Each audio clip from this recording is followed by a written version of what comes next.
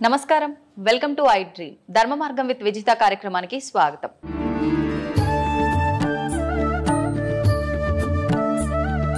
చాలా మంది తను నిజమే అని చెప్పి అఘోరి దీక్షలు తీసుకునేటప్పుడు, సాధన చేసేటప్పుడు కొన్ని సంవత్సరాల పాటు వాళ్ళు సాధన చేసిన తర్వాత వాళ్ళకు ఒక ఐడెంటిటీ కార్డు లాంటిది వస్తుందని చెప్పి, తన దగ్గర అది ఉంది అని చెప్పి తను పుర్రెలో తినటము ఇవన్నీ చూసి చాలామంది నిజంగా తను అఘోరినే అని చెప్పి చెప్పడం వింటున్నాం కదా, దాని గురించి మీరు ఒక 1 year 2 years మీరు ఆగి చూడండి ఆమె పరిస్థితి ఎలా అవుతుందో. దైవత్వం ఆడంబరం కాదు, దైవత్వం ప్రదర్శన కాదు, దైవత్వం దికావత్ కాదు. అగర్ దీని ఆడంబర స్థితికి ఆటవికంగా కనుక మనం తీసుకుంటే దైవమే కాలనాగై కాటి వేస్తుంది. జాగ్రత్త. నాకైనను అది షరతే, నాకైనను. బ్రహ్మలకైనది తగలేదు కదా. అవునండి. ఆమె సత్యమంతురాలా పవిత్రురాలా అన్నది మీరు నేను తర్కించుకోవాల్సిన విషయం కాదు. భగవంతుడు అటువైపు ఉన్నది ఒక యాంకర్, ఇటువైపు ఉన్నది ఒక సన్యాసి, బాల సన్యాసి, ఆ జన్మాంత బ్రహ్మచారి. నాలాంటి యోగంలో సమబుద్ధి ఉంటే తర్కించుకోవచ్చు, చర్చ చేసుకోవచ్చు యోగ మూలాలను అనుసరించి. అఘోర పరంపర ఎక్కడి నుంచి వచ్చింది, ఇప్పటి వరకు నియమాలు ఏంటనేది సమబుద్ధిగా చర్చ చేసుకోవచ్చు. మీకు తెలియదు, ఆ మూలాలు మీకు అనుభవంలోకి లేవు. అయితే నేనేమంటున్నానంటే సత్యమైన అఘోరీలు సావు సమృత ఉన్న పొలిమేరకు రారు. వాళ్ళు ఆ పొలిమేరలో అడుగు పెట్టడానికి ఇష్టపడరు. అది ప్యూరిటీ, రియాలిటీ, అసలైన అఘోరి పరంపరలో ఉండే నియమాలు ఇవి. ఇక కపాలంలో తినడం అంటారా, వాళ్ళకు వాస్తవంగా కపాల మోక్షం జరగవలే. అంటే కపాల మోక్షం అంటే జీవుడు సహస్రారం గుండా బయటికి వచ్చి వాళ్ళతో సంభాషించడం కపాల మోక్షం. అది పెద్ద యోగం. అదందరికీ సాధ్యపడుతుందా? అలా సాధ్యపడిన వాళ్ళకి అది పుర్రే ఇస్తారు తిన్నింకే. లేదంటే నేను కూడా తీసుకొని తినవచ్చు రోజు. ఇప్పుడు నేను ప్రతిరోజు మట్టి మూకుళ్ళలో తింటాను, మట్టి పాత్రలో. ఇప్పటికీ వాళ్ళు ఏదన్నా ఇస్తే మట్టి పాత్రలో వేసుకొని తింటాను, మట్టి గ్లాసులో నీళ్ళు తాగుతాను, మట్టి కుండలో తింటాను. నేను 12 సంవత్సరాల నుంచి సన్యాసించినప్పటి నుంచి మట్టి పాత్రనే నా యొక్క భోక్తవ్యం. మీరు ఎక్కడికి వెళ్తే అటు తీసుకెళ్తారా? వెంటనే ఉంటుంది. ఇక లేదు ఒకవేళ తీసుకెళ్ళలేదంటే ఎవరైనా మీలాంటి వాళ్ళు విస్తర్లో పెడితే అస్త్రమంత్రాలతో సంప్రోక్షణ చేసుకొని తింటాను. ఇది మా పద్ధతి. కపాలంలో భోజనం చేసేటటువంటి దమ్ము, ధైర్యము, అంతటి సాహసం కూడా అందరికి తగదు. ఆడంబరం కోసం తింటామంటే దాని షరతులు కూడా వర్తిస్తాయి. విత్ సైంటిఫిక్ ప్రూఫ్స్తో చాలా కెమికల్ రియాక్షన్ జరుగుతుంది. అందులో వేడివేడి అన్నం వేసినా, పాలు పోసినా, వాటర్ పోసినా పుర్రి అంటే మళ్ళీ సామాన్యం కాదు కదా. మీరు దాన్ని ల్యాబ్లో టెస్ట్ చేసినా కూడా ఒక ఈ చర్మము ఈ అంతా ఊడిపోయిన తర్వాత ఆ పుర్రె ఉంటుంది కదా, ఆ పుర్రెని మనం ల్యాబ్లో టెస్ట్ చేసినా కూడా దాని చుట్టూ ఊరుతూ ఉండేటటువంటి ఎనర్జీ సీక్వెన్సెస్ అన్నీ కూడా చాలా నెగిటివ్ రోల్లో పాస్ అవుతుంటాయి. మనకు చచ్చిపోతారు తింటే, ఇబ్బందులు చాలా వస్తాయి. ఇప్పుడు మీలాంటి వాళ్ళు చెప్పినప్పుడు, ఇలాంటివి విన్నప్పుడు నిజమే కదా, ఇవన్నీ విన్న తర్వాత అఘోరి ఇలాంటి ఇలా ఉండరేమో కదా, తను నిజం కాదు అనే ఒక ఆలోచన వచ్చిన వెంటనే తను చేసిన కొన్ని పనులు చూస్తుంటే, అంటే ఇప్పుడు మానవ మాతృలకు మాత్రం ఇంకొక మనిషి మాంసాన్ని తినడం సాధ్యపడదు. అది ఎంతో రెగ్యులర్ మాంసం తింటుందా, లేకపోతే ఎప్పుడన్నా కెమెరా ముందు గింత తినిందా? మీరు ఒక పని చేయాలి. నేను ఒక విషయం చెప్తానండి. మన ఐ డ్రీమ్ మీడియా ద్వారా ఇక్కడ అఘోరి టాపిక్ వచ్చింది కాబట్టి ఆమెతో ఒప్పించి 24 గంటలు ఒక లైవ్ కెమెరా, ఒక కెమెరామెన్ ఆమె ఏడ ఉంటుంది, ఏం చేస్తుంది అబ్జర్వ్ చేయమని చెప్పండి. మలమూత్ర విసర్జన అనేది అఘోరీలకు ఒక పెద్ద సాహసం. మీకు తెలియదు అంటే, అందుకే నేను చెప్పాను ఈ సంభాషణ మీకు తగదు. ఇప్పుడు చూడండి, నేను ఏకవస్త్రధారినై, కుట్టని బట్ట, ఏకవస్త్రధారణతో ఉండి, జటాజూటముతో ఉండి, ఒక సాంప్రదాయకంగా ఉండే ఈ జీవన విధానాన్ని, ఈ జీవన సరళిని, ఈ నైపుణ్యశీలతను క్రోడీకరించి విశదీకరించాలంటే అది విద్వత్తు శిఖామణులకే సాధ్యం. మీకు అర్థం కాదు. ఇప్పుడు మీరు చీర కట్టుకున్నట్టు నేను చీర కట్టుకున్నట్టే ఉన్నాము, అలాగే కొడుతుంది చూసేవాళ్ళకు. బట్ ఇది సాంప్రదాయంలో ఒక భాగం. మీరు సువాసిని సాంప్రదాయంలో మీది ఒక భాగం. ఆమె గురించి టాపిక్ మనం ఎంత మాట్లాడుకున్నా ఎటు సాగనిది అవుతుంది. ఇది అది అటు సావదు, ఇటు బ్రతకదు. అంతే. మా బోటి వాళ్ళకు తెలుసు ఆమెని వాస్తవమా అవాస్తవం అన్నది. కానీ ఒకటి మాత్రం నాకు బాగా నచ్చింది ఆమె లోపల. ఏంటండి? ఒకటి బాగా నచ్చింది. సనాతన ధర్మం జై అంటుంది, సనాతన ధర్మానికి విఘాతం కలిగించే వాడిని ఎందుకు శిక్షించట్లేదని ధైర్యంగా మాట్లాడుతుంది.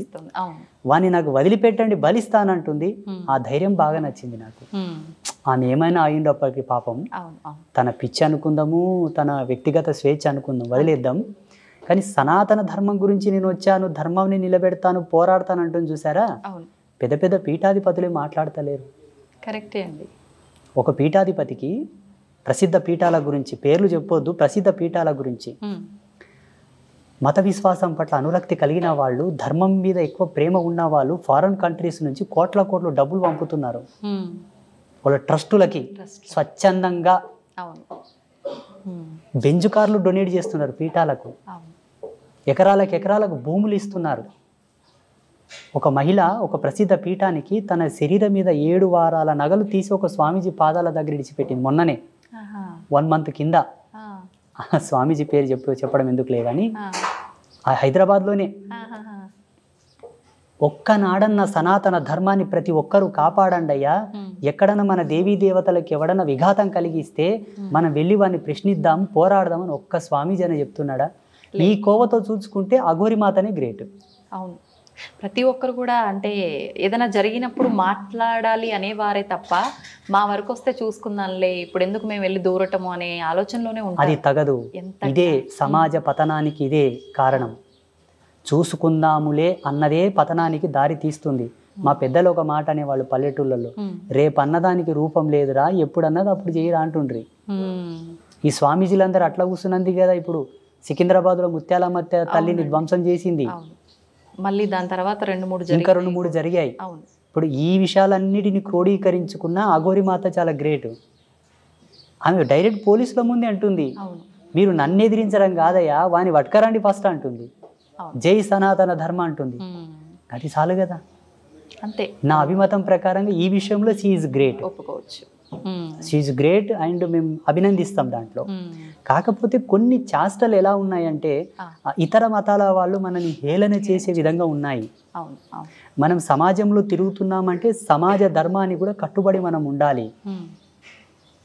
మేమున్నాము తల్లి, అతీతమైన అవ్యాజమైన చిదానంద స్థితిలో విరాజిల్లుతూ ఉంటాము ధ్యానంలో. శరీరంతో మీతో మాట్లాడుతున్న వ్యవహారంలో మా భావనలు వేరు. మాకు దేని మీద వ్యామోహం లేదు. ధన మాన ప్రాణ మూడిటి మీద వ్యామోహం లేదు. మేము మొత్తం ఇప్పుకొని తిరగొచ్చు కదా, కొన్ని నియమాలు ఉన్నాయి. అయ్యో, సమాజంలో సాంఘిక నియమాల కట్టుబడే మనం బ్రతకవలే. అది ధర్మం, ధర్మమే అది. తర్వాత మన వ్యక్తిగతమైనవి. దీనికి కట్టుబడే ఎందరో యోగులు అతీతమైనటువంటి భావజాలంతో ఉన్నప్పటికీ సమాజంలోకి వస్తే కొన్ని పద్ధతులతో నియమాలతో భద్రతాభావంతోనే వస్తారు. మళ్ళీ వాళ్ళ ఆశ్రమాలకు వాళ్ళు వెళ్ళిపోతారు. అఘోరి మాత ఏం చేస్తుందంటే మొన్న శ్రీకాళహస్తిలో ఆ పెట్రోల్ ఏదో పోసుకోవడం. అవునండి, అది ధర్మం కాదు. అక్కడున్నది నీ శివుడు. నువ్వు తలుచుకుంటే ఆ శివుడే గుళ్ళో నుంచి బయటకు వస్తాడు. నిన్నేదో అడ్డుకున్నారని నువ్వు తగలబెట్టుకోవడం ఏంటి? ఒక దేవాలయం ముందల సజీవ దహనం జరిగితే దేవాలయ వ్యవస్థకే భంగపాటు. నీ ఆవేశం శివునికి విఘాతం కాదా? అయినా ఒక అఘోరి తత్వంలో అంత ఆవేశము ఉండకూడదు, రియాక్షన్స్ ఉండకూడదు. అఘోరి తత్వం అంటే పరమశాంతం. శివుడు యోగముద్రలో ఉన్నప్పుడు ఎంత శాంతం ఉంటాడో అంతటి శాంతం అఘోరి అంటే. ఘోరమైన చెయ్య ఏది ఉండకూడదు తల్లి. ఘోరత్వం వీడిన నాడే అఘోరత్వం వచ్చును. ఘోరమైన చేష్టలు ఏవీ ఉండకూడదు. ఆహార విచారాదుల్లో కూడా ఉండకూడదు. విచారంలో ఉండకూడదు, విహారంలో ఉండకూడదు, ఆహారంలో కూడా ఘోరత్వం ఉండకూడదు. అఘోరి సాంప్రదాయంలో మాంసం తినే కాన్సెప్ట్ వేరు, ఆ థియరీ వేరు. అది సాంప్రదాయకంగా గురువులు వాళ్ళకి పెట్టే పరీక్ష. దాన్నే తినుకుంటూ పోతే సస్తారు. ఓకే, అంటే అంత సాధనలు చేసినా వాళ్ళకు కూడా సరిపడదు. ఒక ఫార్ములా ప్రకారంగానే అది కూడా సరిపడదు. ఓకే, అయితే స్వామీజీ మన హిందూ ధర్మం విషయానికి వస్తే భగవంతుడు ఒక్కటే అంటాము, కానీ కొన్ని కోట్ల దేవతల రూపాలలో భగవంతుల్ని ఆరాధిస్తూ ఉంటాము. అయితే మనకు బ్రహ్మ విష్ణు మహేశ్వరులను సృష్టించింది కూడా ఆదిపరాశక్తి అమ్మవారే శక్తి అని అంటుంటారు కదా. మరి ఇంతమందిని ఆరాధించి పూజించే బదులు ఆ శక్తిని ఒక్కదాన్ని పట్టుకొని అమ్మ నువ్వే అని వేడుకుంటే సరిపోదంటారా? ఇక్కడ మతభేదం ఉంది, సాంప్రదాయ భేదం ఉన్నది. ఇందులో కొంత ఆధిపత్యం ఆధిక్యం కూడా ఉన్నది. పురుషుడి యొక్క ఆధిపత్యం చేతనే అమ్మవారి యొక్క పూజలకు వన్నె తగ్గింది. ఇప్పుడు చూడండి, ప్రసిద్ధ శక్తిపీఠాలకు అంత వైభవం లేదు. శక్తిపీఠాల్లో 18 శక్తిపీఠాలను కనుక మీరు సందర్శిస్తే దేవాలయాలు చిన్నగా ఉంటాయి. పేరుకు శక్తిపీఠాలు, అవి ఎప్పుడో రాజులు కట్టింటారు ఆ గుడిని, అది అలాగే ఉంటుంది. మిగతా దేవతల యొక్క దేవాలయాలు, విష్ణు దేవాలయాలు, శివ దేవాలయాలేమో పెద్దగా ఆకాశం అంత శిఖరములు పెట్టి బంగారు తొడుగులు పెట్టింటారు. కానీ అమ్మవారి దేవాలయాలను మాత్రం ఎవరు పట్టించుకోరు. దీంట్లో కొంత ఎక్కడనో దాల్ మే కుచ్ కాలా హే, दाल में कुछ काला है पर कौन पकड़ेगा कब इसको बाहर निकलेगा वो भगवान जाने. కానీ ఏదో సంథింగ్ ఉంది ఇందులో. నేను కొన్నిసార్లు చాలా శోధించాను. నేను మొన్న గఢకాళిక మందిరం వెళ్ళాను, ఉజ్జయిని మహాకాళి. అక్కడ ఉండేటటువంటి మహాకాళేశ్వర దేవాలయాన్ని శక్తిపీఠాన్ని చూస్తే చాలా ఫరక్ ఉంది, డిఫరెంట్ చాలా ఉంది. అమ్మవారి దేవాలయం చిన్నగా ఉన్నది, అక్కడ పూజలు సరిగ్గా లేవు, వెలవెలబోతుంది. స్వామివారి దేవాలయంలోనేమో 2 రోజుల క్యూ లైన్ ఉంది. ఎందుకంటారు ఇలా? కొందరు కావాలని, ప్రవచనకర్తల మహిమ, ఇంకోటి సాంప్రదాయికమైన భేదాలు. శివుని భక్తులు శివుని హైలైట్ చేయడం, విష్ణు భక్తులు విష్ణువుని హైలైట్ చేయడం. అసలు ఆది అనంతము జగదంబనే. మీరు లలితాదేవి యొక్క చిత్రపటమును గనక చూస్తే, లలితాదేవి యొక్క చిత్రపటంలో లలితాదేవి శివుని మీద కూర్చొని ఉంటుంది. జగత్పాలకుడు, జగత్పిత, జగత్కర్త, జగద్భర్త శివుడైనప్పటికీ ఆ శివుని పైన కూడా ఒకరు ఉన్నారు, ఆమెనే లలిత. అలాగే కాళీ యొక్క కాల కింద కూడా శివుడు ఉంటాడు, కాళికాదేవి కింద కూడా శివుడు ఉంటాడు. ఈ కాలాధర్మ సిద్ధాంతానికి అధిపతి మహాకాలుడైతే ఆ కాలుడి మీద కూడా ఒక దేవత ఉంటుంది, అధిష్టాన దేవత, ఆమెయే కాళి. అందుకే కాళీదేవి కాల కింద శివుణ్ణి చూపించాడు ఋషి. నిలబడితే మహాకాళి, కూర్చుంటే లలిత, ఇద్దరు సేమ్. ఆ లలితాదేవి యొక్క చిత్రపటంలో ఉండే దేవతలే దేవతలు, మిగతా వాళ్ళందరూ వాళ్ళ యొక్క అంశాలు. అందులో 9 మంది ఉంటారు, వాళ్ళే నవబ్రహ్మలు, వాళ్ళే ప్రధానమైన దేవతలు. కొన్ని కోటాను కోట్ల అనంత కోట్ల యుగములను ఎంతవరకు దేవజ్ఞానం వెళ్తుందో, మనుష్య జ్ఞానం, ఋషి జ్ఞానం కాదు, దేవత ప్రాజాపత్య జ్ఞానం ఎంత దూరం వెళ్తుందో అంత దూరం నుంచి మనం చూసుకున్నా ఆది అంతము ఈ 9 మందే నవబ్రహ్మలు. ఈ 9 మందికి అధిపతియే లలిత. ఆమె కన్నా ఆది అంతం లేదు, ఇది శివుడే ఒప్పుకున్నాడు. మనం ఎంత? ఇప్పుడు మనం లలిత అమ్మవారిని ఒక్కరిని ఆరాధిస్తే సరిపోతుందా? మీరు లలితాదేవి పటం పెట్టుకుంటే అందులో సర్వదేవతలు వస్తారు. బ్రహ్మ, రుద్ర, శంకర, మధుసూదన, లక్ష్మి, సరస్వతి, గణపతి, కుమారస్వామి, జగదంబ, లలితా పరమేశ్వరి, సదాశివుడు, సమస్త దేవతలందరూ వచ్చినారు. ఇక్కడ మనం జ్ఞానాత్మకంగా ఏం ఆలోచించాలి అంటే, భగవంతుడు నిర్గుణుడు ఏకస్వరూపం అన్నది ఎంత సత్యమో, భగవంతుడు సగుణుడు అన్నది కూడా అంతే సత్యము. నిరాకారుడు అన్నది ఎంత సత్యమో, సాకారుడు అన్నది అంతే సత్యము. భగవంతుడు ఒకడన్నది ఎంత సత్యమో, అనేకులు అన్నది కూడా అంతే సత్యము. ఇందులో ఏమాత్రం భేదం లేదు. ఇది యోగ, ఉపాధి యోగ, ఉపయోగములకు సంబంధించిన జ్ఞాన సంచిక. మానవులకు అర్థం కాదు. జ్ఞానులైన వాళ్ళు ప్రవేశపెట్టింది పూజించుకొని ముక్తిని పొందుటయే మీ యొక్క ధర్మం. తర్కం అవసరం లేదు. స్వామీజీ, ఇప్పుడు భగవంతుణ్ణి పూజించటానికి కూడా మనం కొన్ని మార్గాలు ఉన్నాయంటారు. ఆయన గురించి వినటం కానీ, మాట్లాడడం కానీ, లేదు అంటే మనం ఇంకొకరికి ఆయన గురించి చెప్పడం కానీ, కూర్చొని ఆరాధించడం కానీ. అయితే మనం ఎన్ని చేసినా భగవంతుణ్ణి ఆరాధించాలి అనే ఆలోచన వచ్చి ఆయనకు అంత ప్రత్యేక స్థానం ఇస్తున్నప్పుడు, మనతో పాటు ఉన్న మనుషుల్లో కూడా భగవంతుడు ఉన్నాడు ప్రతి ఒక్కరిలో అని చెప్పి అంటూ ఉంటాం. మనుషుల విషయానికి వస్తే నానా హింసలు పెడుతుంటారు వాళ్ళని, మాటల వల్ల కానీ, చేష్టల వల్ల కానీ. ఇలాంటి పనులన్నీ చేసుకుంటూ భగవంతుని మనం ఏ రకంగా ఆరాధించినా కూడా అసలు భగవంతుడికి నచ్చుతుందంటారా? అది నచ్చదు. భగవంతుడు ఆరంభంలోనే చెప్పాడు మనకు, వ్యక్తి పూజయే వ్యవస్థకు మూలం. మానవుల యొక్క సేవనే మాధవుడు మెచ్చుతాడు, నరుని యొక్క పూజనీయతనే నారాయణుడు మెచ్చుతాడు. ఇది ఆరంభంలోనే ఉన్నది. కానీ అక్కడ మనం గౌరవించదగినటువంటి మానవాళి కూడా అంత శ్రేష్టత్వంతో ఉండవలే. హింసవర్జితులు, సదాచార సంపన్నులు, శీలవంతులు, పాతివ్రత్య ధర్మాన్ని అవలంబింపజేసేటటువంటి మనుష్యందే దైవత్వాన్ని చూడబడుతుంది, ఆరాధించబడుతుంది, వారికి సేవలు చేయబడుతుంది. అంతేగాని రావణ బ్రహ్మ కూడా ఒక మనిషి అనుకుందాము, దేవుడు అనుకుందాం, అసుడు అనుకుందాం, రాముడు గౌరవించవచ్చు కదా. నరకాసురుడు అనుకోండి, జరాసంధుడు అనుకోండి, కంసుడు అనుకోండి, వీళ్ళు కూడా ఆయా సమయమునందు ఆయా కాలధర్మ సిద్ధాంతాన్ని ఆ పీరియడ్స్లో కృష్ణ పరమాత్మతో సమకాలికులు, వాళ్ళని కృష్ణుడు క్షమించవచ్చు కదా, ఎందుకు సంహరించాడు? దానవ విఘాతం సృష్టించు ఎవడైనను ఖండనకు ఆమోదమే, వారిని తొలగించవలే సమాజం నుంచి. సదాచార సంపన్నులై భగవత్ తత్పరతతో విరాజిల్లు ఎవరినైనాను మనం ఆదరించాలి, గౌరవించాలి, వాళ్ళకు దాన ధర్మాలు చేయాలి, వాళ్ళని సేవించాలి. ఉదాహరణకి ఒక కంప చెట్టు ఉంటుంది, కంపతారు, ఒక తులసి చెట్టు ఉంటుంది. దీన్ని పూజించము, దీన్ని పూజిస్తాము. కారణం, దీని సమూలం సర్వమానవాళికి ఉపయుక్తమైనది, లాభదాయకమైనది, ప్రకృతికి, మనకు, సర్వజీవరాశికి అంతయు కూడా అనేక ఔషధీ గుణాలతో కూడిన వృక్షం కాబట్టి ఇది యోగ్యం, మనకు అవసరమని దాన్ని పూజిస్తున్నాం. ఇదిను అవసరమే, ఇది అవసరం లేదని కాదు, కానీ అది మానవాళికి అవసరమైనది కాదు, వేరే జీవరాశులకు అవసరం, దాని ధర్మం దానిది, అది మనకు అనవసరం. అది ఇంటి ముందలుంటే దాని ముళ్ళు తొక్కి మనకు చెప్పుకోగలదు కాబట్టి దాన్ని తొలగివేయండి, దానివల్ల మనకు తీసివేయండి, అంతే. ఇది సత్యం.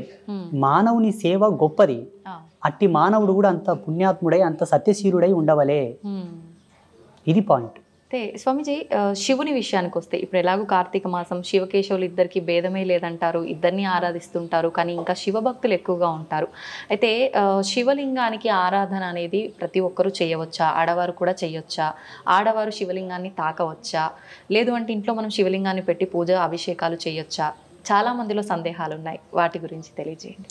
మహిళలకు స్త్రీలకు ఏ విధమైన భేదం లేదు, ఇద్దరు సమానమే. భేదం ఎక్కడుందంటే ఈయన జన్మను ఇవ్వగలడు, ఆమె దాన్ని స్వీకరించి ఒక జన్మను పునరుత్థానం చేసి ప్రసాదించగలదు. ఇవి రెండే విరోధభావంతో కూడుకున్నటువంటి క్రియలు జీవ నిర్మాణ దశలో. మిగతావన్నీ సమానం. స్త్రీలకు పురుషులకు ఏ ఆంక్షలు లేవు, అందరూ శివలింగ ఆరాధన చేయవచ్చును, అందరూ శివదీక్షను పూనవచ్చును. ఆడవారు కూడా నిర్భయంగా, సర్వస్వతంత్రంగా, ప్రామాణికతను అనుసరించి. కానీ స్త్రీలకు బహిష్టు ధర్మం ఉంటుంది కదా, 5 రోజులు. ఆ 5 రోజులు మాత్రమే ఒక్క శివలింగం కాదు, ఏ దేవతను కూడా స్పృశించవద్దు, పూజించవద్దు, దూరంగా ఉండు. దీంట్లో వైజ్ఞానికమైన దృక్పథం ఉంది. మళ్ళా శాస్త్రీయత పక్కన పెడదాం, ఆధ్యాత్మికత పక్కన పెడదాం.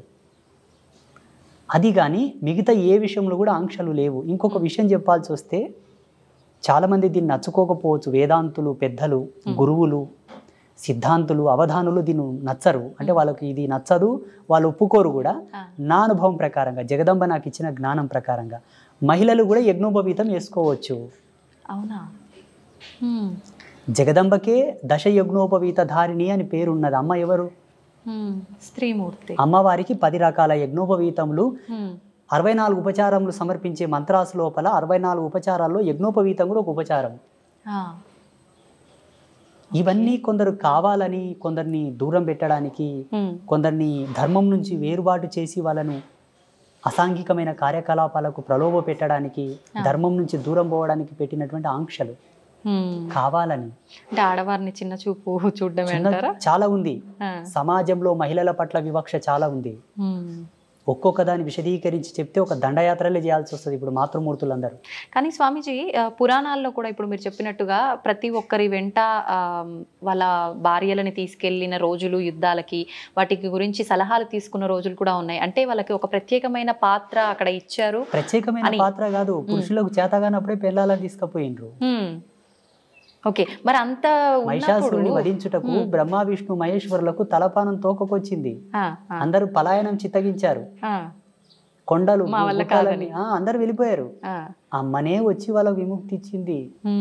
శాకాంబరి దేవి అవతారం ఎట్లా ఉద్భవించింది ఒకసారి విద్వాంస శిఖామణులను అడగండి. దుర్గా అవతారం ఎట్లా వచ్చింది ఒకసారి వేదాంత శిఖామణులను అడగండి. అమ్మ ఎక్కడ శక్తి ఆగిపోతుందో అక్కడ నుంచి శక్తి ఉద్భవన జరుగుతుంది. ఎక్కడ దేవతల శక్తులు స్తంభిస్తాయో అక్కడ శక్తి ఉద్భవన జరుగుతుంది. ఫైనల్ ఇంకా ఆమె రాకపోతే అది లేదు లేదు ఇంకా ఎండ ఆమె మొత్తం క్లోజ్ చేయాల్సిందే. కాకపోతే కొంతమంది కావాలని పని కట్టుకొని మరి మహిళలని అణచివేత గురి చేశారు. విలువైన వాటికి కూడా మహిళలను దూరం చేశారు. ఇందుకు మహాత్మా జ్యోతిరావు ఫూలే, సావిత్రిబాయి ఫూలే లాంటి వాళ్ళు ఒక మాట అన్నారు. ఏంటండి? మహిళ సమాజంలో నిలబడితేనే ధర్మం నిలబడుతుంది అన్నారు, అది వాస్తవమే.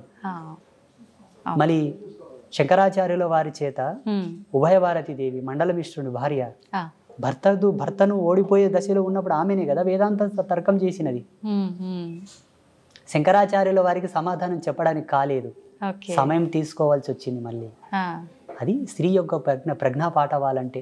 అంటే స్త్రీ యొక్క శక్తులు మనకు అనాది కాలం నుంచి కూడా ఇంత గొప్పగా ఉన్నాయి కాబట్టి అభేదం డామినేట్ చేస్తారన్న భయంతో దూరం అసలు జగతికి మూలమే స్త్రీ, సర్వ స్వతంత్రురాలు స్త్రీ.